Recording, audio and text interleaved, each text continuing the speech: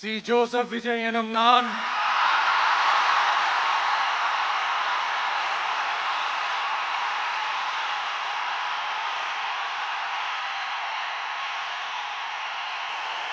சட்டப்படி அமைக்கப்பெற்ற இந்திய அரசியல் அமைப்பின்பால் உண்மையான நம்பிக்கையும் மாறா பற்றும் கொண்டிருப்பேன் என்றும்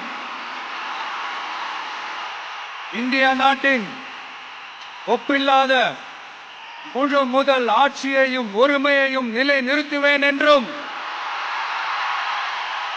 தமிழ்நாட்டு அரசின் முதலமைச்சராக உண்மையாகவும் உளச்சான்றின்படியும் என் கடமைகளை நிறைவேற்றுவேன் என்றும்